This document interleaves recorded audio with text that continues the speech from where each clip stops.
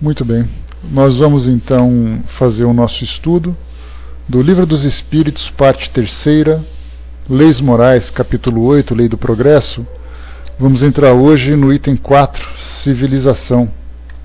E como vocês sabem, né? Bom dia, pessoal que chegou. Essa parte das Leis Morais do Livro dos Espíritos é minha preferida, porque nos leva a pesquisas e estudos filosóficos, históricos, né, que eu tenho uma preferência muito grande. Então, nós vamos dar continuidade nesse nosso novo capítulo, agora tratando de civilização. E antes eu queria só fazer uma recapitulação com vocês, que quando nós estudamos no primeiro item, o estado natural, aqui do Livro dos Espíritos, Kardec perguntou aos espíritos se o estado natural e a lei natural são a mesma coisa, e ele explicou que o estado natural é o estado primitivo. A civilização é incompatível com o estado natural, enquanto que a lei natural contribui para o progresso da humanidade. Então ele fez uma diferença entre aquilo que é estado natural e lei natural. E na questão seguinte, na 777, ele perguntou, que fez uma observação que no estado natural, tendo menos necessidade, o homem não sofre todas as atribulações que cria para si mesmo num estado mais adiantado. O que pensar da opinião dos que considerem esse estado como da mais perfeita felicidade terrena? E é aqui que entra a questão que nós tínhamos colocado. Fazendo um estudo sobre filosofia, nós trouxemos dois pensadores que contribuíram bastante para o desenvolvimento do nosso entendimento a respeito da natureza humana. Lá no século XVII, Thomas Hobbes trazia para nós um pensamento, ele defendia a ideia em que os homens só podem viver em paz se concordarem em se submeter a um poder absoluto e centralizado. Ou seja, o homem só vai conseguir alcançar a paz, a tranquilidade, quando ele se organizar, quando ele instituir um governo, instituir leis que possam reger essa convivência com os seus semelhantes. Pouco tempo depois, no século XVIII, 2 séculos depois, Jean-Jacques Rousseau trouxe para nós um pensamento oposto. Numa das citações, numa citação dos seus livros, ele coloca assim: o verdadeiro fundador da sociedade civil foi o primeiro que, tendo cercado um terreno, lembrou-se de dizer: isso é meu, e encontrou pessoas suficientemente simples para acreditá-lo. Quantos crimes, guerras, assassínios, misérias e horrores não pouparia ao gênero humano aquele que, arrancando as estacas e enchendo o fosso, tivesse gritado aos seus semelhantes: defendei-vos de ouvir esse impostor. Estareis perdidos se quiserdes que os frutos são de todos e que a terra não pertence a ninguém. Ou seja, Rousseau dizia que, a partir do homem, no momento em que o homem saiu do seu estado natural e começou a viver de uma forma organizada, aí então começou a surgir o egoísmo, começou a surgir a posse, o individualismo e as guerras para que um pudesse tirar do outro, e as misérias daqueles que podem e aqueles que não podem. Enquanto que Hobbes, como nós colocamos anteriormente, dizia que no estado natural, onde o homem vivia naquela condição primitiva, ali ele mataria, era o homem lobo contra o próprio homem. Ou seja, eles se agrediriam mutuamente por estarem no estado primitivo. Então um defendia um lado, outro defendia o outro. E Kardec, então, nessa questão 777, lembrou exatamente isso. O que pensar da opinião dos que consideram esse estado natural como da mais perfeita felicidade? E os espíritos responderam, então, que é a felicidade do bruto. Há pessoas que não compreendem a outra. É ser feliz à maneira de animais. As crianças também são mais felizes que os adultos. Vai com Deus, Florzinha, bom dia. Bom dia, pessoal que chegou. E aqui então, nessa pergunta, nessa colocação de Kardec, ele lembra exatamente o pensamento de Rousseau, que falava que defendia essa condição do estado primitivo. E aí então aqui agora, nessa nossa nesse nosso item de estudo, Kardec agora trata da civilização. Vamos entender primeiro o que é a civilização, o que é o homem se civilizar, o que é o homem viver de uma forma organizada. Porque até então, no estado natural, era cada um por si, cada um vivendo de acordo com o seu interesse, com as suas necessidades, sem nenhum tipo de, na sua visão, de contribuição com o seu semelhante. Ele simplesmente vivia por aquilo que ele desejasse. Enquanto que civilização, o homem já depende do próprio homem, já que é tudo organizado em termos de administração, em termos de legislação, em termos de cultura, em termos de crenças, né? Então já começa a viver de uma forma mais elaborada.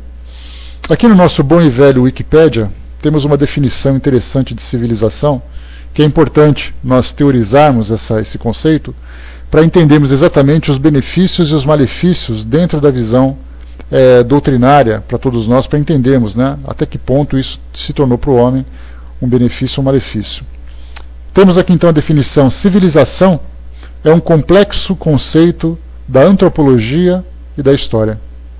Numa perspectiva evolucionista, é o estágio mais avançado de determinada sociedade humana, caracterizada basicamente pela sua fixação no solo mediante construção de cidades. Daí derivar o do latim civita, que designa cidade, e civile, civil, o seu habitante. Observe-se que essa noção traduz os conceitos etnocêntricos do início da antropologia, onde se contrapõem as sociedades complexas às primitivas. É nesse contexto que também aparece a sequência evolutiva: selvageria, barbárie, civilização, entendida por Gordon Childe como os estágios evolutivos obrigatórios das sociedades antigas, desde a passagem de um sistema socioeconômico-tecnológico de caçadores-coletores, que é a selvageria, para agricultores e pastores, barbárie, até a concentração em cidades e divisão social, civilização. Gordon Childe, que populariza os conceitos de revolução neolítica, ou revolução agrícola, e revolução urbana, para marcar a passagem entre tais estágios evolutivos da humanidade. Então esse estudioso traz para nós essa visão: 3 fases a que toda sociedade se submete. Primeiro, como caçadores-coletores. A gente lembra que os nômades, antigamente, eram pequenos grupos que não se estabeleciam, não se fixavam em determinado local, e ele ia absorvendo tudo aquilo que a natureza oferecia em determinada região, até que ela se extinguisse. Aí então ele saía daquela região e buscava outra. Então, como coletor e caçador, ele coletava tudo aquilo que era vegetal, flores, frutos, raízes, caçava os animais que viviam naquela região, e quando começava então a sentir a escassez, ele buscava um novo espaço. Esse período é da selvageria, principalmente porque naquele período os homens viviam em função dos seus instintos e das suas necessidades mais básicas. E cada vez que havia um encontro entre grupos, naturalmente eles se enfrentavam para defender aquele pequeno espaço, porque ali era o seu local de moradia, ainda que temporário, para defender os recursos da sua alimentação e a proteção que eles poderiam ter. Então, não apenas a ameaça vinha do mundo do meio natural, como a ameaça também vinha de outros grupos que buscavam satisfazer as mesmas necessidades. Depois eles se tornaram então pastores e agricultores, quando o homem começou a viver então aquele período de sedentarismo. Como nós comentamos, a vida sedentária nos tempos atuais tem uma conotação de alguém que vive sem exercício físico, alguém que se alimenta mal, alguém que corre o risco constante de um infarto, de um aneurisma, de algum tipo de desarranjo no trato intestinal, simplesmente porque não coloca o corpo, que é uma máquina, para funcionar. Então nós falamos, a nossa vida sedentária, como a gente lembrou, dá para imaginar de imediato alguém gordo sentado num sofá, em frente a uma televisão, com uma tigela de pipoca, uma tigela de biscoito e comendo, vendo televisão, comendo, vendo televisão. A vida dele se resume nesse tipo de comportamento. É a ideia de sedentarismo. Mas, na verdade, a origem, a essência dessa palavra, traz para nós o homem como sendo caçador e coletor. Não tendo onde se estabelecer, um dia ele decidiu, eu vou me estabelecer nesse local e a partir daqui eu vou começar a criar raízes. Normalmente buscava aqueles recursos que eram os recursos hídricos. Normalmente as primeiras sociedades se estabeleceram à beira de rios, porque a água é fundamental para o homem se hidratar, para a sua sobrevivência, como também para o seu plantio e para a criação dos seus animais. Daí então que, fazendo uma análise de onde nasceram as primeiras civilizações, nós sempre encontraremos um rio. Por exemplo, pegamos ali no Egito, temos ali o rio Nilo, que mostra ali o início da primeira grande civilização. Chegamos um pouco mais ali no Oriente Médio, nós vamos ali para os Sumérios, onde hoje é o Iraque, temos o rio Tigres e Eufrates. Vai para a China, o rio Amarelo. Vamos para a Europa, encontramos ali o Tâmisa, encontramos ali o rio Reno e tantos outros também. Sempre as grandes cidades se estabelecendo próximos aos rios. Vindo aqui para São Paulo, por exemplo, São Paulo se estabeleceu às margens do rio Tietê, porque o Tietê era um rio na época navegável, era um rio na época limpo, puro, e aí então ali se estabeleceram então nessas margens as primeiras sociedades. E aí então ele se tornou agricultor e pastor. Começou então a criar animais. Ele não pega simplesmente, sai caçando pelo mundo afora, ele cerca, faz o seu cercado, prepara ali os seus animais e reproduz esses animais com o objetivo de vestuário, com o objetivo de alimentação, com o objetivo de transporte, por exemplo. E os agricultores, ele começou a perceber que para ele ficava muito mais fácil ele semear a terra e colher do que ele sair vagando pelo mundo. Mas nesse estágio, embora ele começasse a se desenvolver como um ser mais racional, começou a se desenvolver, ainda que numa pequena sociedade, ele ainda carregava o estágio de barbárie. Até porque nós lembramos que muitos grupos invadiram outros grupos para poder tomar aquele local. Quantas guerras no passado foram travadas para poder tomar posse de um local que já estava ocupado? Nós queremos aquele rio, nós queremos aquela montanha, nós queremos aquele platô. Então nós vamos atacar aquele grupo. Daí então a barbárie das tantas e tantas guerras que nós vimos até hoje, das grandes conquistas e tudo mais. Começavam então a se estabelecer as primeiras cidades, mas o homem já começava então a passar por um estágio de civilização. Porque aí então, depois desse período, quando as cidades começaram a ser criadas, o homem então estabeleceu regras para viver naquele conjunto, edifícios, instalações que pudessem beneficiar a coletividade, não apenas a si mesmo. E aí já voltamos no tempo e já começamos a lembrar aquele início, quando as primeiras ruas foram criadas, os primeiros meios de transporte, aquedutos. Nós vemos muito isso em Roma, principalmente, na Itália, ainda que hoje, no século XXI, nós encontramos ainda os resquícios daquele período. Os aquedutos que levavam ali águas de grandes distâncias para abastecer a cidade. Redes de esgoto, meios de transporte e tudo mais. Aí então o homem começou, dentro dessa estrutura de cidade, começou também a se beneficiar da divisão social. Aqueles que possuem mais, aqueles que possuem menos, porque não apenas a força começava a se mostrar como algo patente, mas principalmente a inteligência. Porque inicialmente, na época da selvageria, era o mais forte que imperava.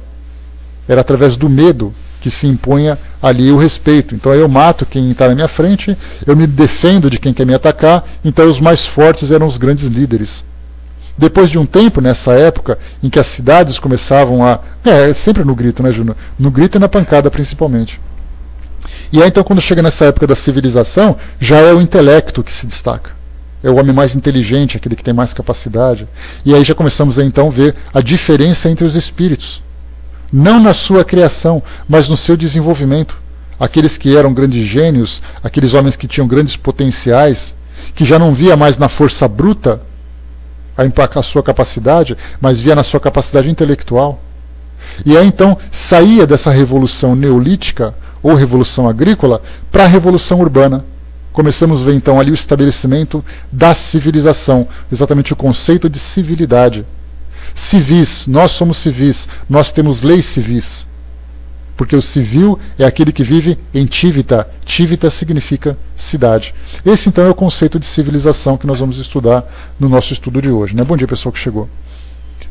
O Brás colocou, recebi um e-mail de criacionista na Ásia devido às enchentes. Fiquei pasmo de ver como as dificuldades fazem as pessoas inventarem, né? É a necessidade, né, Brás? Aquela história. Normalmente quando existe uma acomodação do homem, quando ele não tem mais preocupação de se mobilizar porque está tudo bem confortável, a criatividade, o intelecto se desenvolve com muita lentidão, porque ele não precisa se esforçar. Agora, quando nós vemos ali alguma necessidade, como por exemplo grandes catástrofes, períodos de guerra, nós vemos ali o homem rapidamente começar a inventar recursos para se proteger, para se defender ou para conquistar. Então são sempre esses abalos que dão aqueles impulsos na história da humanidade, fazendo o homem se virar para poder criar coisa nova. E ele cria, felizmente, né? Deixa eu ver aqui, o Júnior colocou, tem pessoas que ainda pensam que podem vencer um diálogo no grito. Não, ainda é assim, né, Júnior?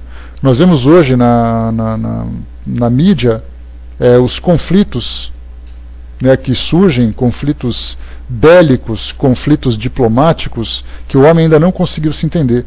Então, na verdade, não importa o modo como as coisas se dão. O que interessa é o porquê das coisas ainda serem dessa forma. Então nós vimos naqueles dois pensadores, tanto em Thomas Hobbes como Jean-Jacques Rousseau, um defendendo que a civilização traz para o homem a verdadeira tranquilidade, porque aí então ele começa a viver em comunidade, em interdependência e também liderado por um grupo ou liderado por uma monarquia, seja como for. Na época que ele viveu o século XVI, século XVII, ali a monarquia era o sistema de governo mais presente na Europa. Então ele dizia que se você tem um monarca ou um grupo de uma assembleia, você pode governar uma cidade e aqueles que vivem sob a proteção dessa cidade começam então a desfrutar de um certo conforto, de uma certa tranquilidade. E Jean-Jacques Rousseau dizia que a partir do momento em que o homem começou a viver em civilização, em cidades, e ele começou a se cercar para se proteger, ele começou a despertar no seu semelhante a ambição, a ganância, a violência e todos os vícios. E aí então os espíritos defendem para nós essa ideia, dizendo para nós que a civilização é um progresso. Mas Kardec aqui na questão 790, vamos ao Livro dos Espíritos, que é o que nos interessa. Ele pergunta aos espíritos, a civilização é um progresso ou, segundo alguns filósofos, aí nós citamos Jean-Jacques Rousseau, uma decadência da humanidade? Os espíritos colocam para nós, progresso incompleto, pois o homem não passa subitamente da infância à maturidade. Então aqui o que os espíritos colocam para nós é que sempre que o homem começa a viver de uma forma organizada, somando esforços, começando a desenvolver valores nessa convivência conjunta, ele denota claramente uma evolução. Mas não é uma evolução completa. É uma evolução que vai saltando por estágios. Hoje o conceito de civilização ele existe desde os tempos mais antigos. A coisa de 3.000, 4.000 anos. E nesses 4.000 anos nós fomos transformando gradualmente a nossa visão de civilização de acordo com o desenvolvimento dos nossos valores e da nossa inteligência. Então hoje somos civilizados? Sim, somos civilizados. Mas essa nossa civilização ela é completa? Se nós olharmos para fora da janela das nossas casas, veremos que não. Primeiro pela desigualdade, segundo pelos vícios, terceiro pela violência, quarto pela diferença de classes sociais. Então nós vemos que, embora vivendo de uma forma organizada, exatamente, Balco, grande abraço, meu amigo, continua em processo de evolução. E vai demorar quanto tempo? É aquilo que nós conversamos. Quanto tempo vai demorar para o nosso mundo, para o nosso planeta, se transformar completamente no mundo de regeneração? Saindo dessa condição de estágio do mundo de provas e expiações. Pode demorar mais ou menos tempo de acordo com a nossa vontade de crescer. Só que essa vontade de crescer, como nós já colocamos, ela depende de um propósito. Enquanto a humanidade não se esclarecer que esse esforço é necessário, para a nossa transformação, nós continuaremos vivendo cada um por si, tentando crescer por si mesmo. A doutrina espírita, quando Kardec pergunta aqui no próprio Livro dos Espíritos, se ela pode contribuir para a evolução do nosso planeta, eles disseram que sim, a partir do momento em que o homem se entender como espírito, e entender de onde veio e entender para onde vai. Aí então ele vai começar a direcionar os seus esforços para esse crescimento. E nós vamos passando nesse estágio de civilização por várias experiências políticas, sociais, econômicas. Quando a gente falou lá na Marcha para o Progresso, no item 2, aqui do próprio Livro dos Espíritos, Kardec fez uma pergunta, trouxe para nós, deixa eu até pegar aqui que fica mais fácil da gente analisar. Vou pegar rapidamente aqui, só um instantinho. Me dê um minuto só. Estou abrindo aqui a página, que assim fica mais fácil da gente analisar. Está aqui no capítulo 8, Marcha do Progresso, quando os Espíritos, aqui no final, coloca para nós se por acaso é permitido ao homem deter a marcha do progresso e também qual é o maior obstáculo ao progresso. Então eles colocam para nós que o orgulho e o egoísmo. E quando a gente fala sobre esses obstáculos, sobre esses estágios, a gente lembra que tudo aquilo que não é natural para o homem, aquilo que não faz parte da natureza humana, ele tende naturalmente a se extinguir. E aí nós perguntamos, mas como isso podemos imaginar que uma forma de vida acaba se extinguindo? Nós lembramos das antigas civilizações. Quando nós vimos que várias civilizações já nasceram, cresceram, chegaram no seu apogeu e depois declinaram e se extinguiram. Império Romano, Babilônia, Fenício, o antigo Império Egípcio e assim tantas outras civilizações que nós simplesmente conhecemos por resíduos arqueológicos. De vermos algum documento, alguma escultura, alguma coisa que marca aquele período. Grécia, Roma, que foram os dois grandes últimos. Lembramos também da época de próprio Kardec, quando ele vivia ali nas Gálias, ali na região ali da França também. E aí então temos ali aquelas civilizações que se foram. Mas de lá para cá, tirando essas civilizações, nós lembramos dos países.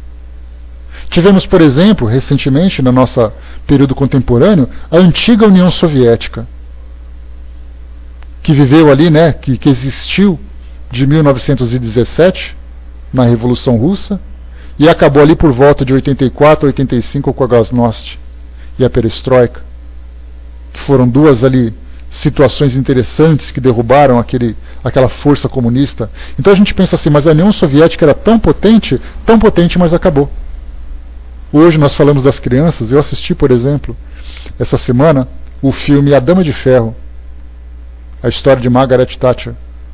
E ela viveu durante 11 anos e meio como primeira-ministra inglesa, exatamente na época da Guerra Fria, onde nós tínhamos ali aquela tensão entre capitalistas e comunistas, americanos e soviéticos. E o mundo naquela tensão de será que vai estourar uma guerra? Será que não vai? De repente, puf, aquela grande potência mundial acabou, se transformou. Sistemas de governo também mudaram quando nós tivemos. É bem interessante, Jandira. Sistemas de governo, quando nós tivemos ditaduras militares, o Brasil já viveu esse período, outras nações também viveram esse período, e de repente acabaram. Chegou a democracia e vai então mudando. Ditadores que recentemente caíram na Síria, tivemos ali no Iraque, e tantas outras. Quer dizer, a civilização sempre nessa linha progressista, que se a gente, muitas vezes a gente pega esses fatos e registra como marcos históricos, mas nós não conseguimos entender o contexto em que tudo isso aconteceu e a participação do espírito, a participação do ser consciente nesse processo evolutivo. Então hoje o nosso mundo vê assim, a história é interessante, a história do passado, a história do presente, a história do futuro que virá, mas quem são esses protagonistas? Vai com Deus, Brás, bom dia. Quem são esses protagonistas? Quem são aqueles que fazem parte desse processo? Aí então nós colocamos o espírito como elemento principal nesse processo de evolução reencarnatória. Quer dizer, nós crescemos e somos nós que vamos mudando a nossa forma de pensar. Época de monarquia, época de feudalismo, pensamentos céticos, pensamentos religiosos. Tudo isso faz parte desse processo de evolução da nossa civilização. Então essa é a nossa história.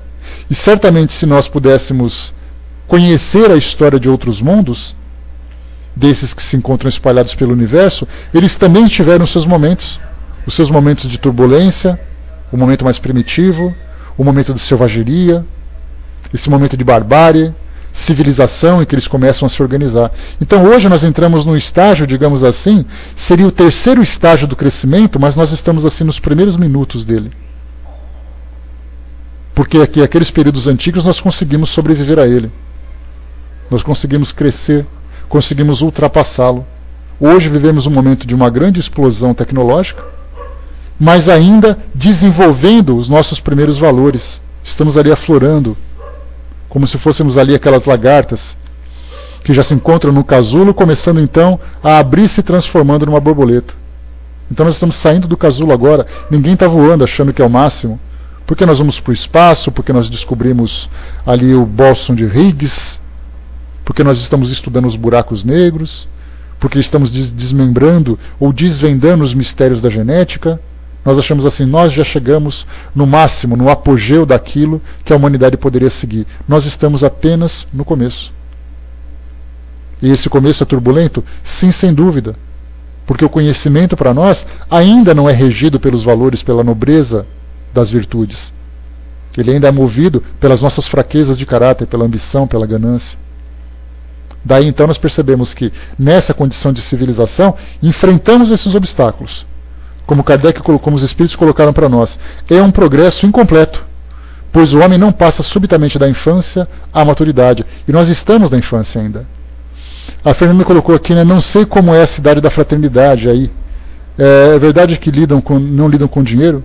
Soube que aqui na Itália tem uma cidade onde os moradores se uniram vendo a dificuldade financeira dos tempos de hoje, todas as famílias entraram num acordo, e quase todos os serviços estão sendo trocados por trabalho. Olha, não conheço essa cidade, Fernanda, sendo sincera para você, mas a gente tem assim um detalhe interessante, que nesse período de evolução em que nós nos encontramos, já li o Brás, nesse período de evolução em que nós nos encontramos, em Brasília, né? Talvez seja ali naquela região qual é o nome daquela religião? Brás, qual é o nome daquele grupo religioso que tem em Brasília? Me esqueci, da Tia Neiva. Me esqueço o nome. Amanhecer. Vale do Amanhecer, obrigado, Mário. Vale do Amanhecer, né? E o Brás colocou ali, né, fraternidade eclética. Então, Santo Daime é ali em cima no Amazonas, tá, Jandira? Esse é o Vale do Amanhecer, aqui na região de Brasília. Então, Fernanda, quando a gente fala assim, num local de fraternidade, a gente tem que perguntar assim, essa fraternidade, ela é uma fraternidade que se estende aos muros que a cercam, ou é uma fraternidade apenas entre os participantes? Então, certamente é uma proposta que se tem, e essa proposta não é novidade. Nós já tivemos vários grupos que se fecharam entre si, vivendo assim apenas entre eles, cada um contribuindo com si mesmos, mas com grandes muralhas separando das cidades que não querem viver assim. Então, a gente pensa assim, isso é interessante, mas se ele fica restrito apenas dentro de um grupo, isso mostra, na verdade, que é uma fraternidade até um pouco egoísta. Porque eles dizem assim, vamos nos juntar e vamos fazer a nossa comunidade. Mas e se alguém quiser entrar? Somente se ele quiser fazer isso. Aquele filme A Vila é bem interessante, que ele mostra para nós exatamente isso. Comunidades nos Estados Unidos, que é muito frequente, principalmente religiosas, que eles se fecham, muitas vezes até sendo confundidas com seitas, onde todos vivem em função de todos, mas apenas entre eles, com seus próprios rituais, com seus próprios sistemas, muitas vezes inclusive infringindo as leis da nação, onde eles se encontram inseridos. Então temos que ter muito cuidado nessa avaliação. A proposta é interessante, mas se ela ficar restrita apenas dentro de si mesma, acaba não tendo muita efetividade. Né? Mas se as cidades não querem entrar, como poderia ser? Né? Creio que a questão é da extensão. É a extensão. O interesse, né? É uma proposta complicada, Fernanda, bem difícil de pensar assim, né? Porque se fecham, porque na verdade a fraternidade ela tem que ir em busca do doente. ela não é se fechar apenas dentro dos saudáveis. Né? Então, ainda é uma proposta que a gente não sabe como isso vai mudar, porque na verdade é o homem que se transforma. É a sociedade de modo geral que se transforma, não pequenas comunidades. Né? Talvez isso no futuro se transforme, se mude, seja um exemplo para outras conquistas. Né? Vamos ver, né? Se esse é um pensamento utópico ou se pode ser realmente uma realidade. O Brás colocou: em Alto Paraíso, Goiás tem uma sociedade que vive quase isolada, são naturalistas e vegetarianos. Então a gente pergunta assim: se você veio aqui para esse mundo para viver em isolamento, qual foi o progresso que você conquistou? É mais ou menos aquela proposta do próprio Livro dos Espíritos, em que coloca para nós a vida de isolamento. Se o homem nasceu para viver em sociedade, qual é o benefício que ele tem quando ele se isola? Aí ele chega depois no mundo espiritual na volta e fala: como é que foi sua vida? Nós vivemos ali entre nós, e aí então nós vivemos em paz. Aí, mas qual é a paz que você viveu se você não compartilhou para fazer com que o mundo se transformasse num mundo melhor? Então, na verdade, ele viveu bem para ele. Agora a gente pega, por exemplo, Madre Teresa de Calcutá. Claro que eu já bati forte para poder pegar um exemplo bem significativo para nós. Ela, por exemplo, fazia parte de uma comunidade religiosa, mas ela não se restringia dentro, ela ia para a rua, pegar doente, pegar faminto, pegar pessoas que tinham problema, acolhia a todos sem distinção. E aí então esse espírito volta para o mundo espiritual e se pergunta: o que você fez da sua vida? Ela falou: a minha vida foi em função dos outros. Por isso a gente pensa bem assim, quer dizer, viver em comunidade, você se protege, mas na verdade você não veio para se proteger, você veio para se desenvolver. Então, é certo, nós gostaríamos de viver em comunidade assim? Claro que gostaríamos. Eu adoraria viver num sítio todo florido, com cachoeira no fundo, aqueles laguinhos que tem patinhos, todo mundo sorrindo um para o outro, sem precisar de dividir ambições, sem precisar de se proteger do egoísmo. Só que esse mundo perfeito não é aqui ainda. Aqui é o mundo de provas e expiações, e nós temos que trabalhar para transformar o mundo de provas e expiações, não a gente fugir desse nosso mundo. Então é um desejo que todos nós temos, sim. Eu também gostaria de ganhar na loteria. Só que não adianta nada eu ganhar na loteria e viver sozinho. Eu vim aqui para trabalhar, não para desfrutar. Né? Então, quem sabe um dia isso se transforme e se torne real para todos nós. Né? Próprio pelas dificuldades que passaremos nessas transformações para o mundo de regeneração. Né? Pois é, essas dificuldades fazem parte da nossa cota de experiências, digamos assim. Deixa eu ver aqui. Tá. O Brás colocou um pouco mais acima. Cadê você, Brás? Deixa eu pegar aqui o que você tinha escrito. Você falou sobre capitalismo, né? Deixa eu entrar aqui para nós. O capitalismo não é compatível com a terra regenerada, penso eu. Brás, certa vez eu li num livro uma passagem que eu já até comentei com vocês, que é muito interessante, em que ele comenta o seguinte: qual é o melhor sistema de governo para o nosso planeta? O comunismo ou o capitalismo? E a resposta, como todo livro bem escrito, com pensamento de grande sabedoria, é pensar que não existem extremos. O que existe de melhor em cada pensamento, em cada sistema, é aquilo que vai fazer com que o mundo seja melhor. Então, o que é o comunismo? É a divisão dos bens igualmente entre todos. O que é o capitalismo? A liberdade de produção. Se você pega a liberdade de produção e tem uma distribuição equivalente, igualitária, todos vivem bem. Então nós temos um comunismo que é restrito, que impede que as pessoas produzam, que elas cresçam, que todos têm que ser regidos de uma forma ditatorial, de uma forma rígida. Isso é errado. Mas ao mesmo tempo, se a gente pega o capitalismo, onde o mais forte devora o mais fraco, o que vale é você ter dinheiro, o que vale é você ter as propriedades, e quem não tiver problema de quem não tem, isso acaba estimulando o egoísmo. Então, se nós pegarmos as inteligências e as capacidades produtivas e fazermos com que o mundo produza, e essas mesmas mentes sejam capazes de distribuir igualmente para todos, eu sou capaz de produzir, e eu vou dividir com quem não pode. Então nós temos ali uma ideia socialista e uma ideia capitalista que juntas, mescladas, acabam criando para nós o melhor sistema de produção, o melhor sistema o sistema econômico. Então, na verdade, o homem não precisa se prender aos rótulos, aos modelos que nós temos hoje. Esses modelos que se apresentaram são modelos imperfeitos. Por um lado, do socialismo é imperfeito da forma como ele foi desenvolvido. O capitalismo também da mesma forma. Qual é o novo sistema que nós vamos criar? Vai ser um sistema baseado na moral. baseado nos valores que o homem ainda vem desenvolvendo. Então é um sistema que nós ainda não conhecemos. Com essa mudança que o mundo está passando agora, com essas novas mentes que estão reencarnando, com esses novos espíritos, com esses novos exemplos que nós vamos seguir, talvez nós encontremos agora o modelo ideal. Baseado nas experiências que nós já vivemos, talvez. Trazendo para nós um novo tipo de sistema que nós nunca pensamos, talvez também. Então, na verdade, nós temos que encontrar sempre o equilíbrio. Daquilo que nós já apresentamos hoje, nós percebemos que nenhum é eficiente ainda.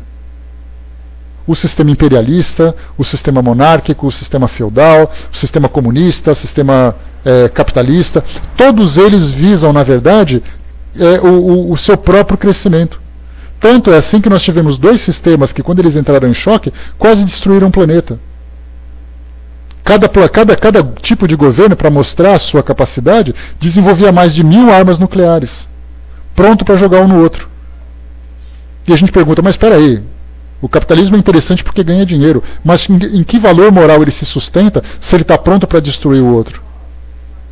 Então nós precisamos o quê? Com o passar do tempo, desenvolver uma nova forma de viver, de igualdade, mas tudo isso depende do quê? Dos valores que nós estamos ainda, que ainda se afloram em nós. Então o homem vai precisar reavaliar, vai precisar reanalisar tudo que ele está vivendo, para olhar assim, esse é o modelo que nós queremos mesmo seguir?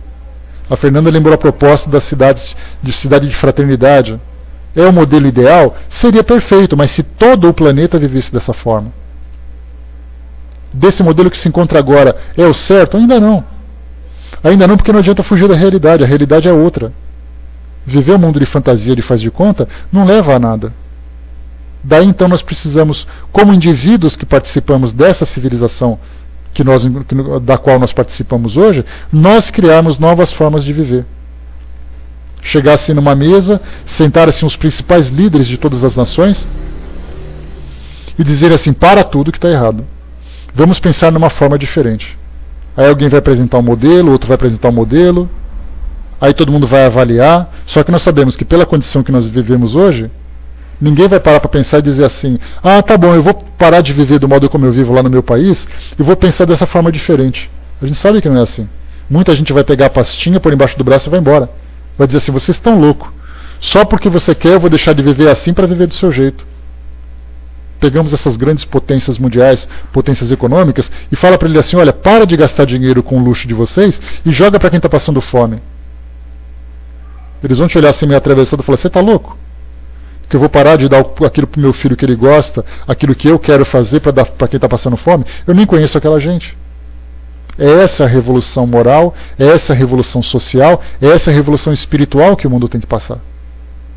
Só que nós ainda não aprendemos a fazer porque nós não temos força de vontade e não entendemos ainda o propósito. Por isso que eu falei para vocês que a evolução, ela não é só uma questão de vontade, ela é uma questão de propósito, de objetivo, de necessidade, que nós não percebemos ainda.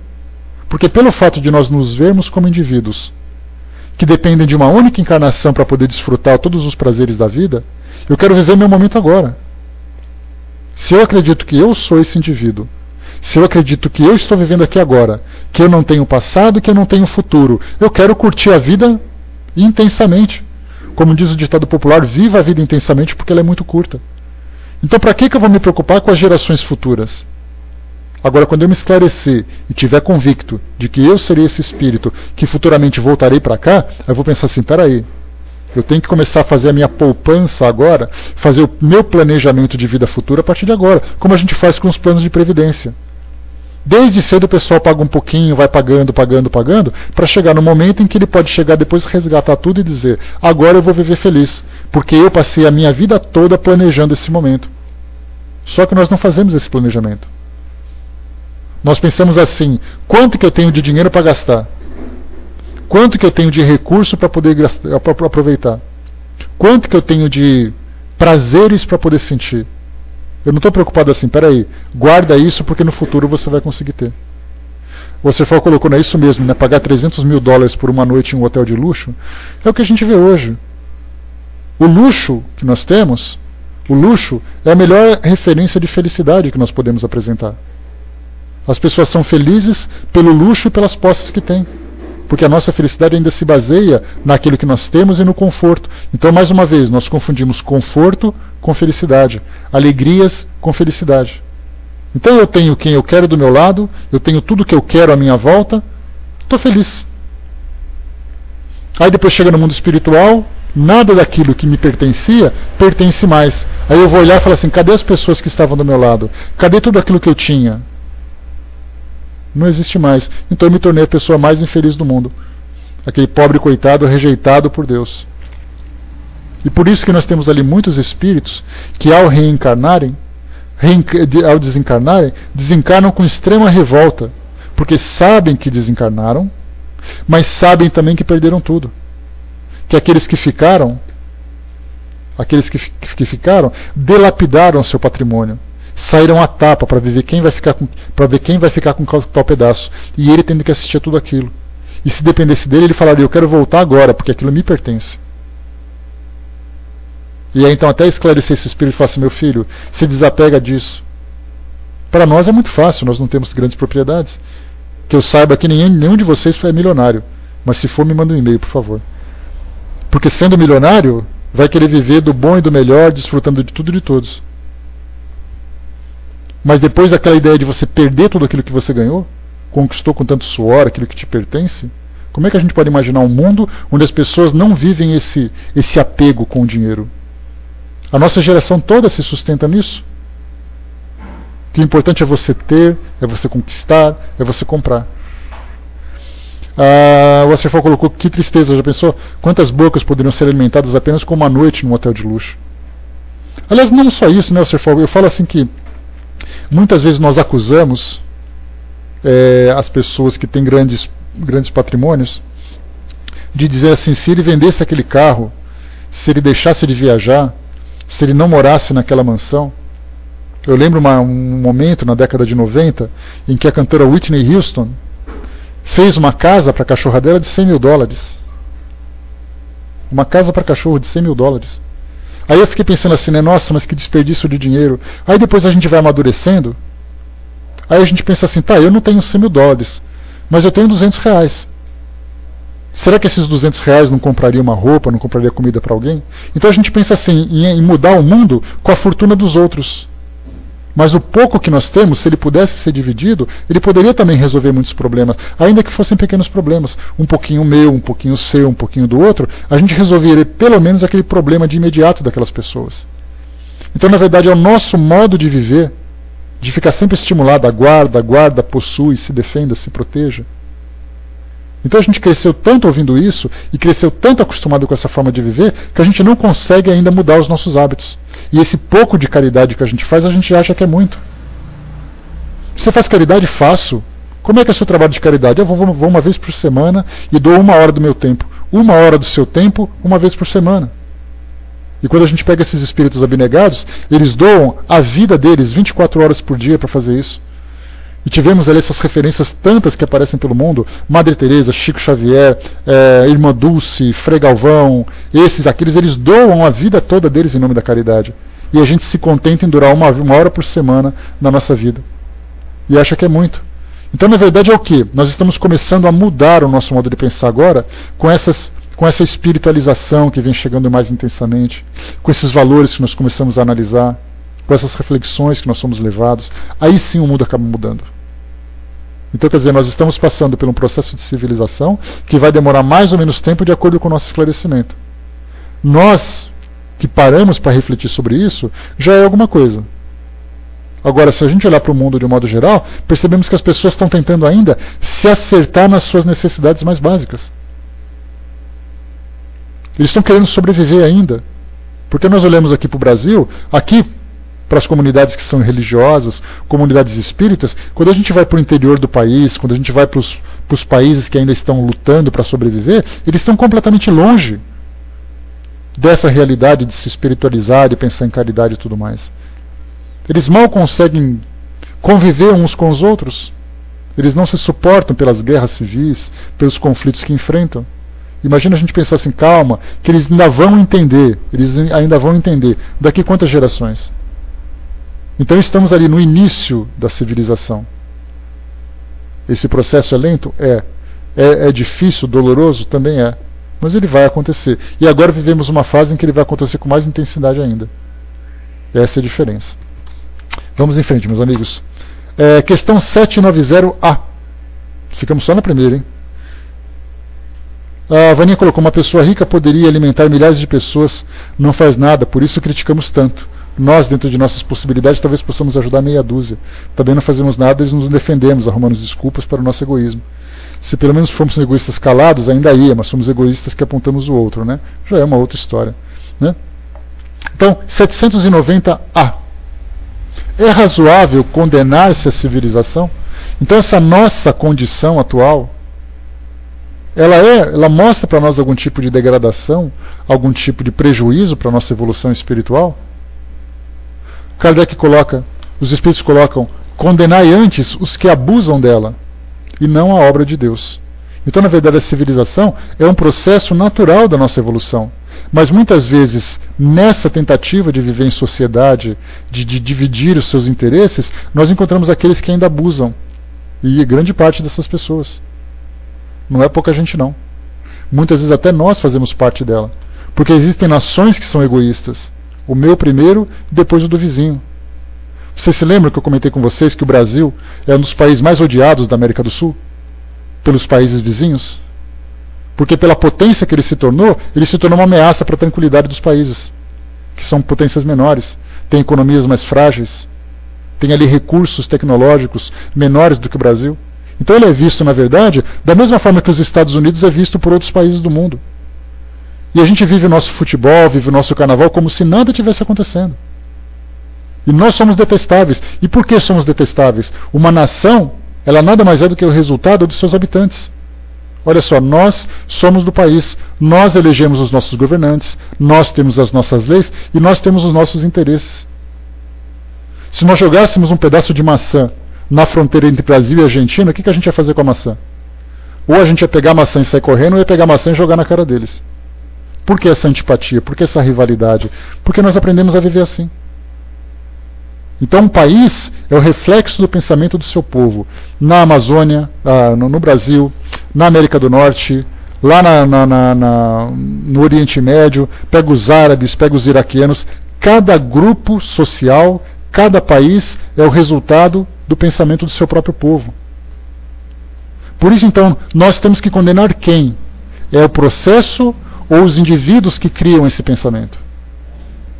Então nós temos que mudar. A partir do momento em que os brasileiros se transformarem, o próprio país vai se transformar. Agora vai se transformar no que exatamente? É essa a referência que nós ainda não temos. Já que as próprias religiões estão degladiando-se entre si, para saber quem é a detentora da verdade, para saber a quem pertence o Cristo, quem tem o templo mais cheio. Temos aí vídeos que saem de religiões evangélicas que uma diz que o demônio é possuído da outra, o outro possui o demônio, não sei o quê. Um é mais, o outro é menos, centros espíritas, né, sendo criticados, centros de Umbanda sendo violados. Se as religiões estão fazendo isso entre elas, imaginemos uma sociedade que não tem nenhum pensamento espiritualista. Então, na verdade, nós temos que condenar quem? Os indivíduos que abusam dessa convivência, e não o processo em si, que ele deve ser natural. Vamos lá então? 791. Continuando. Né? Fernanda colocou, né? A mudança com certeza vem do próprio indivíduo se expandindo em sociedade. Quanto falta ainda? Muita coisa, Fernanda. A gente está nessa esperança. Não estamos vivendo no transição planetária. O mundo de regeneração está chegando. Gente, falta tanto trabalho para fazer ainda que vocês não fazem ideia. Quando isso vai acontecer? Vai acontecer em 2012, com os maias. Gente, é muito tempo ainda. Olhemos para nós mesmos. Quanto tempo nós temos que demorar para nos transformar? É esse tempo que vai demorar para o nosso planeta se transformar. Eu me vendo no espelho, já vejo ali lá atrás da fila. Imagina quem não tem nenhuma noção de espiritualidade, que não tem nenhuma vontade de fazer isso. Está mais atrasado ainda. E esses atrasados terão que crescer. Quanto tempo vai demorar? Não fazemos ideia. Armando colocou: essas guerras podem até criar muitos ateus e materialistas. Exatamente. Muitos ateus, na verdade, não são ateus convictos. São ateus por rebeldia contra as religiões da forma como elas se manifestam. Cindizinha colocou, e outro dia eu ouvi um palestrante perguntar qual é o interesse predominante nas nossas escolhas, ter prazer ou ser feliz. Se escolhermos ser feliz, podemos sofrer hoje, mas estamos também construindo a verdadeira felicidade aos poucos, né? Lembrando também que nós somos imediatistas, né, Cindizinha? E sendo imediatista, nós queremos que as coisas aconteçam agora. A felicidade vai acontecer agora? Não. Então, já que não vai acontecer, o prazer vem primeiro, né? Aquela imagem que a gente tem assim, né, do céu e do inferno. O indivíduo foi para o céu, olhou aquela coisa monótona, os anjinhos tocando harpa, aquela gente falando baixinho. Aí ele falou, deixa eu dar uma chegadinha no inferno. Chegou no inferno, todo mundo dançando, rebolando, enchendo a cara, comendo e acontecendo. O que eu vou fazer no céu se o barato está aqui no inferno? É mais ou menos assim que a gente pensa. É essa a nossa limitação, o prazer imediato. Esse é o problema. Deixa eu ver aqui, ontem fizeram essa pergunta e tal.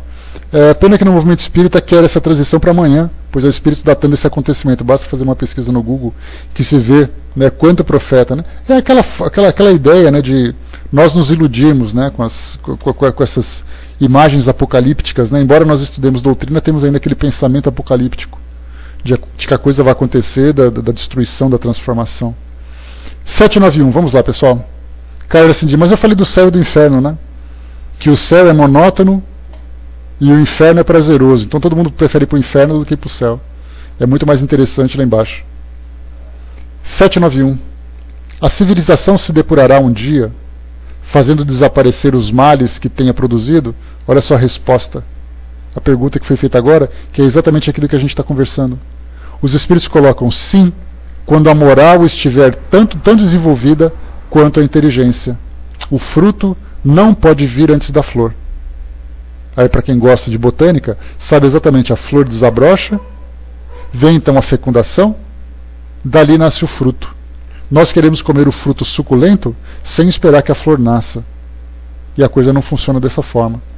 Então, na verdade, uma civilização se tornará pura, legítima, bem estruturada, quando nós mudarmos os nossos valores, nós mudarmos o nosso modo de pensar. E isso não é de uma hora para outra.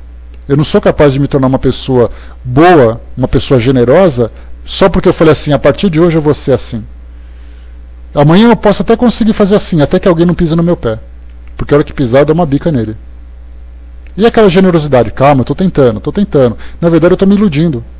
Porque eu estou querendo ser uma coisa que eu não sou e estou tentando fazer do jeito errado.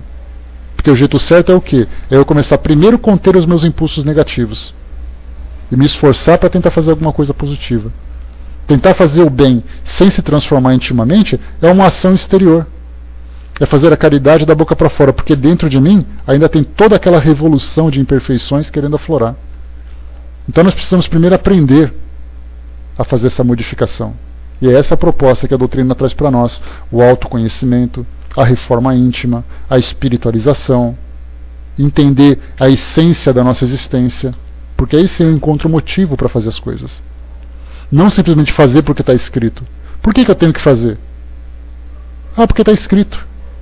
Se eu fizer porque me mandam fazer, eu não estou fazendo verdadeiramente, que infelizmente é o que normalmente as religiões tradicionais fazem. Não pecai, senão você vai ser castigado. Não faça isso. Não.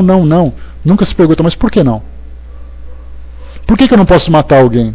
Porque Deus vai te castigar. Na verdade, eu não posso matar alguém, porque se eu matar alguém, eu vou me comprometer com ele. Eu vou destruir a existência dele e vou destruir a minha também, porque no futuro eu vou me encontrar novamente. Olha o pensamento diferente. Essa é a diferença da situação. Ivan nos colocou, bom dia, né? Já faz 2 anos que a humanidade vive assim. Na verdade, nós tivemos um progresso, né? Nós estamos estudando isso com frequência, mostrando que de 2000 anos para cá, muita coisa mudou. Nós queríamos, sem dúvida nenhuma, mudar muita coisa. Mas, na verdade, nós estamos agora, vamos dizer assim, que nós saímos das fraldas. E agora a gente está começando a dar os primeiros passos mais efetivos. Porque antes a gente ouvia, seguia, copiava. Agora a gente está agindo por vontade. O nosso livre-arbítrio começou a agir mesmo. Eu quero fazer isso. Não porque me mandaram, é porque eu vejo uma razão para fazer. Então, de 2000 anos para cá, muita coisa mudou, felizmente. Mas poderia ser melhor? Poderia. Essa mensagem que há 2000 anos se encontra aí percorrendo e perseguindo os indivíduos, agora é que ela começa a ser entendida. Eu não tenho que seguir. Eu tenho que fazer igual. Porque seguir é fácil. Seguir não precisa fazer nada, só fica atrás igual ali a vaquinha do presépio, né? Igual uma Maria vai com as outras. Jesus na frente, aquele bando de gente atrás. Aí ele olha para trás, ninguém fez nada, só está andando atrás dele. Lembra de Forrest Gump? Aquele personagem que anda correndo pelo país, pelos Estados Unidos, e aquele bando de gente correndo atrás. Aí um dia ele parou, as pessoas, mas por que você parou? Não quero correr mais. Todo mundo perdeu o propósito. Ninguém sabia o que estava fazendo. Estava simplesmente indo atrás. Então essa é a mudança que nós precisamos fazer. Questão 792, vamos em frente.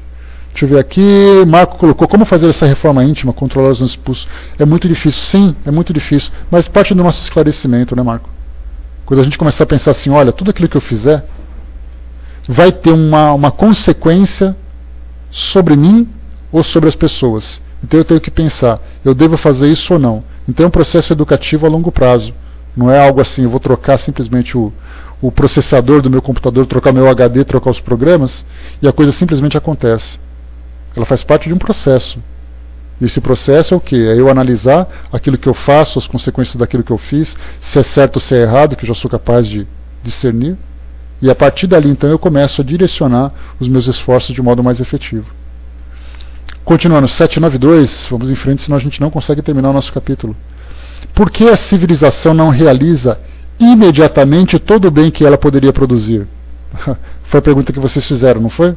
A resposta, porque os homens ainda não se encontram em condições nem dispostos a obter esse bem. Simples assim. Nós não temos condições de fazer essas grandes transformações de uma hora para outra. Amar é teu próximo como a ti mesmo. Essa frase virou ou frase de fachada ou frase de para-choque. Porque para nós, como uma diretriz de vida, ainda não conseguimos colocar em prática. Amar meu próximo, eu só amo aqueles que pensam como eu, aqueles que são meus amigos. E quem não são os meus amigos? Que fique longe, o problema é dele. O amar ao próximo como a ti mesmo quer dizer, eu me amo tanto que eu sou capaz de distribuir amor para todo mundo, independente de quem seja. Já tivemos vários exemplos desse aí na humanidade. Vários exemplos. E essa é verdade, né, Hermes? É uma outra situação também. Por que eu tenho que fazer isso? Sabendo por que eu tenho que fazer, as coisas vão mudar. 792A. Não seria ainda porque, criando novas necessidades, excita novas paixões? Aqui o que Kardec quis colocar é em termos de civilização. Quando ele fala para nós assim que a civilização faz com que o homem, criando um novo modo de viver, acaba criando também novas manias, novas paixões, novos prazeres, ele acaba se prejudicando. Naquele estado natural, que Jean-Jacques Rousseau trouxe para nós, que ele dizia assim, o homem no estado natural é como se fosse Adão e Eva no paraíso.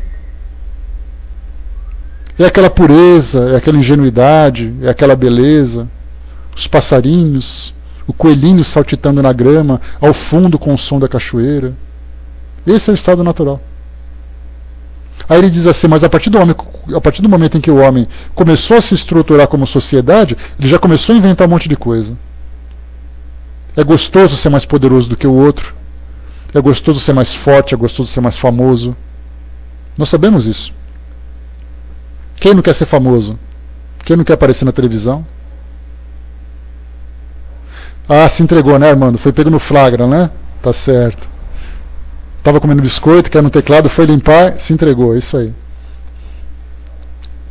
Aí então a gente pensa, né, como que nós podemos organizar essa nossa convivência de um modo saudável, sem despertar a ambição e o orgulho e a vaidade entre nós? Daí então que nós criamos novas necessidades e Kardec pergunta, esse atraso, essa demora, não seria porque nós, nesse nosso modo de viver, não estamos criando novos empecilhos para atrasar o nosso desenvolvimento? Os espíritos respondem sim. Está certo. Sim, e por que todas as faculdades do espírito não progridem ao mesmo tempo? É necessário tempo para tudo. Não podeis esperar frutos perfeitos de uma civilização incompleta. Olha só, quando eles colocam essa expressão civilização incompleta, denota exatamente essa realidade. Nós crescemos, mas crescemos ainda de uma forma incompleta. Precisando transformar, precisando adquirir novos valores. E assim as coisas vão evoluindo. A nossa civilização, ela vai crescendo século a século, geração após geração. E a cada geração ela vai se completando, deixando para trás tudo aquilo que era equivocado. Vocês se lembram das grandes guerras, se lembram da escravidão, se lembram dos períodos ditatoriais. Tudo isso está ficando para trás na nossa história. Então, quando a gente olha para trás, a gente vê exatamente os caminhos que nós percorremos. E foram caminhos bastante tortuosos. E quais são os caminhos que nós vamos percorrer? Os caminhos estão abertos. É o nosso livre-arbítrio que vai determinar para onde a gente vai e o que a gente vai fazer por esse novo caminho. Como disse Chico Xavier naquela passagem, ninguém pode voltar atrás e fazer um novo começo. Mas todo mundo pode começar agora e fazer um novo fim. Então, na verdade, o futuro a Deus pertence? Pertence, mas também pertence a nós. Como nós vamos conduzir esse nosso futuro? Questão 793, vamos lá. Por que sinais se pode reconhecer uma civilização completa? Vós a reconhecereis pelo desenvolvimento moral. Acreditais estar muito adiantados por ter desfeito grandes descobertas e invenções maravilhosas, porque estáis melhor instalados e melhor vestidos que os vossos selvagens. Mas só terei verdadeiramente o direito de vos dizer civilizados quando houverdes banido de vossa sociedade os vícios que a desonram e quando passardes a viver como irmãos, praticando a caridade cristã. Até esse momento, não serei mais do que povos esclarecidos, só tendo percorrido a primeira fase da civilização. Então nós demoramos tanto tempo para chegar até aqui, e mudamos assim tão pouco em termos de comportamento.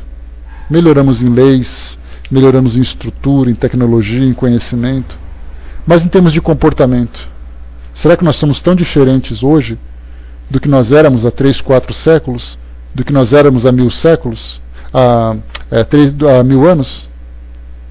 Talvez sim, talvez não. De repente os mais nobres da época de Cristo são o que nós somos hoje. Então quer dizer, nós não mudamos muita coisa de lá para cá. Kardec faz um comentário, né? Pois é, a Terra parece que mudou, né? Mas nós, em termos de moralidade, é essa mudança que acaba sendo tão demorada. Kardec faz um comentário. A civilização tem os seus graus, como todas as coisas. Uma civilização incompleta é um estado de transição que engendra, que cria males especiais, desconhecidos no estágio primitivo, mas nem por isso deixa de construir um progresso natural, necessário, que leva consigo mesmo o remédio para aqueles males. Passagem interessante essa daqui, porque mostra que no estágio primitivo a gente não pensa em muita coisa. Lembra da queda do homem, relatado lá na Gênese bíblica, que mostra que o homem vivia no paraíso, aí então ele comeu o fruto proibido e caiu e começou a viver como um ser normal hoje? Essa perda do paraíso, nessa visão que se tem, muitas vezes essa ingenuidade, esse sentimento puro que nós tínhamos antigamente. Vivíamos apenas por viver. Quando a gente vai crescendo, dá a impressão de que a gente vai emburrecendo de certa forma, mas na verdade a gente vai experimentando coisas novas. Natural de qualquer criança, de qualquer adolescente. Quando ele olha para o mundo e fala assim, esse mundo está à minha disposição, então eu quero aproveitar de tudo. Só que aí ele vai aproveitando uma coisa, sentindo o efeito positivo ou sentindo o efeito negativo. Ah, isso eu quero, isso pode, isso não pode, isso faz bem, isso faz mal. Nós estamos na fase de experimentação. Só que hoje nós chegamos num ponto em que saímos daquela fase do instinto e chegamos na fase da razão. Essa razão me permite olhar sem precisar experimentar. Antes eu experimentava para saber se era bom ou ruim. Hoje eu olho para uma coisa e fico assim, do que é feito? Para que serve? O que vai acontecer se eu experimentar isso daqui? Em termos de alimentação, em termos de equipamento, em termos de substâncias, em termos de tudo. Eu não preciso sair provando tudo que tem no mundo me oferecendo para dizer se é bom ou não. Eu já olho e já falo, isso aqui não é bom para mim. Eu não quero. De chegar, por exemplo, com uma fortuna, vamos supor que eu ganhei os 14 milhões da loteria, que sábado agora vai ser o sorteio, né? Mas vamos supor que eu ganhei. Além da festa que a gente vai fazer para comemorar naturalmente, eu vou começar a comprar coisas. Eu vou olhar para um carro de 500 mil reais, ou um carro de 500 mil dólares, vou olhar e falar assim, oba, eu quero esse carro. Aí minha razão diz assim, mas para que você quer um carro nesse valor? Ah, eu quero porque ele é potente, eu quero porque ele é bonito, eu quero porque ele vai me fazer ser importante. Aí eu paro, olho para o espelho e falo assim, mas você precisa mesmo disso? Você não tem nada melhor para fazer com esse dinheiro do que gastar uma fortuna dessa? Um carro de 50 não está bom, você quer de 500? Aí eu começo a analisar aquilo que é bom e aquilo que não é. eu quero essa convivência, eu quero essas pessoas, eu quero aquele local, eu quero esses produtos. Aí eu paro, olho, para que eu vou querer isso? Eu preciso mesmo de gastar tudo isso para me sentir importante? São essas perguntas que a gente vai fazendo. Balk, o dia que ganhar na loteria, a gente vai mandar passagem para todo mundo, vai fazer uma convenção e vai trazer gente de perto e gente de longe. Você vai ver só, pode aguardar. Agora tem que torcer para ganhar, né, meu amigo? Senão já viu. Que se não torcer para ganhar, a coisa vai ficar. Armando colocou, imagine você hoje, que vive na Terra, que tem tudo na mão, computador, carro, comida no prato, etc. E de repente ser exilado para um planeta que você viverá da época das cavernas, logo que você sentirá saudade do paraíso. E não precisa nem ser tempo das cavernas não, Armando. Só voltar assim na época das caravelas já tá bom. Aquela época das caravelas em que todo mundo lembra, vocês lembram, né? Ninguém tomava banho. Tá prometido, Regina. Ninguém tomava banho, ninguém fazia nada. Os ratos convivendo com a gente, porque a gente andava os ratos e baratas e pulgas. Só há 500 anos, não precisa de voltar tudo isso não. Vamos em frente. À medida que a civilização se aperfeiçoa, vai fazendo cessar alguns dos males que criou, e esses males desaparecerão com o progresso moral. Olha só. Eduardo colocou, aos 15 anos já havia gasto mais de $1 milhão em carros potentes e não podia dirigir ainda, né? Pois é, já pensou? E continua. De dois povos que tenham chegado ao ápice da escala social, só poderá dizer-se o mais civilizado na verdadeira acepção do termo, aquele em que se encontre menos egoísmo, menos ambição e orgulho, em que os costumes sejam mais intelectuais e morais do que materiais, em que a inteligência possa desenvolver-se com mais liberdade, em que as leis não consagrem nenhum privilégio e sejam as mesmas para o último como para o primeiro, em que a justiça se exerça com o mínimo de parcialidade, em que o fraco encontre sempre apoio contra o forte, em que a vida do homem, suas crenças e suas opiniões sejam melhor respeitadas, em que haja menos desgraçados, e por fim, em que todos os homens de boa vontade estejam sempre seguros de não lhes faltar o necessário. Essa então é o mundo, a civilização perfeita que Kardec descreve para nós. E aqui então, Herculano Pires traz para nós aqui o seguinte comentário. Será que essa civilização cristã, que o Espiritismo, será essa a civilização cristã que o Espiritismo estabelecerá na Terra, como se vê pelas explicações dos Espíritos e pelo comentário de Kardec? A civilização incompleta em que vivemos é apenas uma fase de transição entre o mundo pagão da antiguidade e o mundo cristão do futuro. Nos costumes, na legislação, na religião, na prática dos cultos religiosos, vemos a mistura constante dos elementos do paganismo com os princípios renovadores do cristianismo. Cabe ao Espiritismo a missão de remover esses elementos pagãos para fazer brilhar o espírito cristão em toda a sua pureza. E aí então eu me lembrei, inevitavelmente, deixa eu voltar aqui rapidamente, deixa eu pegar aqui só um instantinho, onde está aqui o homem de bem. Está aqui, ó, caracteres do homem de bem. Vamos lá.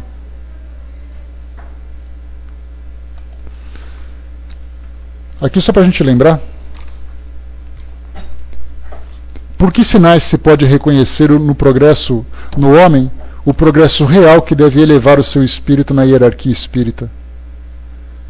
O espírito prova a sua elevação aliando todos os atos da sua vida corpórea, constituem a prática da lei de Deus e quando compreende por antecipação a vida espiritual. E Kardec então faz aqui um comentário sobre o homem de bem, que eu já deixo para vocês, questão 918, que mostra exatamente isso. O homem de bem, aquele que nós desejamos alcançar, é exatamente o responsável pela construção de um mundo de bem. Homem de bem constrói um mundo de bem. Homens imperfeitos, mundos imperfeitos. Então o tempo que vai levar para percebermos essa transformação, o esforço que será necessário investir para que isso aconteça, está aí à nossa frente para a gente poder perceber, bastando analisar a nossa própria realidade. Então uma civilização completa, a civilização para nós, concluindo aqui o nosso raciocínio, é sem dúvida nenhuma um grande progresso para o indivíduo, mas alcançar a plenitude desse estado de civilização ainda é um caminho muito longo para nós percorrermos, pelas necessidades mais básicas que nós vivemos aqui. Vaninha colocou: eu acho errado quando uma pessoa que conquista seu dinheiro trabalhando honestamente gaste com uma coisa que para mim pode parecer desnecessário. Como cada um faz o que julga necessário, interessante para si. É a forma como cada um acaba optando em viver. Né? Mas o que nós analisamos é exatamente isso. Qual é o valor que nós damos para a vida, o valor que nós damos para as coisas? Todos nós temos que experimentar isso um dia. Por isso que a Condessa Paula era uma condessa que viveu na época de Kardec, na França, e ela era uma mulher extremamente generosa, bela, bem posicionada socialmente, e ela então foi classificada, depois do seu desencarne, como um espírito feliz, aquele espírito que não precisa mais reencarnar num mundo como esse. E aí, então ela dizia para nós assim que escolha o dinheiro como sendo a sua última prova, porque se você escolher o dinheiro, a riqueza, num estágio primitivo, você vai aprontar tudo, você vai provocar os maiores vícios, você vai contrair as maiores dívidas morais. Porque o dinheiro te abre porta para tudo, te dá poder. E se você tem poder e não sabe como usá-lo, você simplesmente vai desabar num abismo de sofrimento. Então ela disse: escolha a última prova, passe por todas. A prova da paciência, da tolerância, a prova da dificuldade, a prova do esforço, a prova de tudo. No final você fala: agora eu quero passar pela prova da pobreza, da riqueza. Porque aí então vem aquela prova em que você será abastado, olhará para o dinheiro dando a ele o devido valor. E não superestimando a sua capacidade de te fazer feliz. Acho fácil demais ficar apontando as pessoas que têm muito dinheiro por fazerem coisas que eu, na qualidade de dura, não posso fazer. Será que se eu fosse mais competente, trabalhasse mais e melhor, não poderia conquistar as mesmas coisas? Acho fácil ficar vendo a vida passar de braços cruzados, totalmente improdutiva, e julgar quem ganha bem, né? Aquela história, cada um, né, lida de um modo próprio com aquilo e vai ser responsabilizado por aquilo que fez. Se ele soube aproveitar bem, se não soube aproveitar, vai ter que aprender a aproveitar de novo. Pode ser desnecessário para você e necessário para mim, mesmo sendo uma futilidade para você ou vice-versa, né? São os prazeres que a gente acaba encontrando. Conforto, prazer, cada um tem ali a forma de lidar com esse recurso que a própria vida nos oferece, que Deus nos oferece. Fechando por aqui então, meus amigos, o nosso estudo. Filhinha, quem vai fazer o encerramento para nós? Coloca para nós, por favor, aí. Quem vai fazer? Cadê ele então? Cadê? Deu a saída? 5 minutos e já volta, né? Vamos lá então, esperando. Mas é interessante a gente começar, só para a gente poder aqui esperar o Hermes voltar. É interessante a gente observar o nosso mundo hoje, porque esse nosso senso crítico que acaba se desenvolvendo através do estudo, através das reflexões, é interessante de você ligar a televisão e perceber, por exemplo, uma greve que acontece numa grande cidade, como São Paulo tem passado ultimamente. Quando a gente olha uma guerra que acontece lá do outro lado, quando pega uma notícia do jornal, em que existem ali grandes transformações, a gente passa a entender por que as coisas aconteceram e aonde que elas vão chegar. O que elas vão alcançar com essa transformação, se vai ser positiva ou negativa. Se for negativa, a gente já sabe o que vai dar. Porque tudo aquilo que se desvia do trajeto natural, das leis naturais, terá que retornar ao seu estado normal, ao seu estado original. E essas mudanças são sempre turbulentas, porque já que nós forçamos a natureza a mudar um pouco de caminho, a própria natureza vai chamar a gente de volta. Então o caminho ele é um percurso reto, um percurso longo, com objetivo lá no final. Então basta a gente analisar tudo aquilo que acontece à nossa volta, todas as decisões que nós tomamos, tudo aquilo que se faz dentro e fora do nosso ambiente, que a gente já consegue estabelecer o final disso tudo. Nós já conseguimos antecipar o final dessa história. Bom, eu vou passar então para o professor, que vai fazer o prece para nós, e depois a gente volta. Pode voltar aí, professor? Pode subir? Beleza, estou passando para você. Voltamos em seguida então, pessoal, deixando aqui o nosso deixando aqui o nosso a conclusão desse assunto, esperando, né, que ele tenha sido proveitoso para as nossas reflexões. Então eu passo para você, voltamos em seguida. Né? Obrigado, Sandra. Você foi de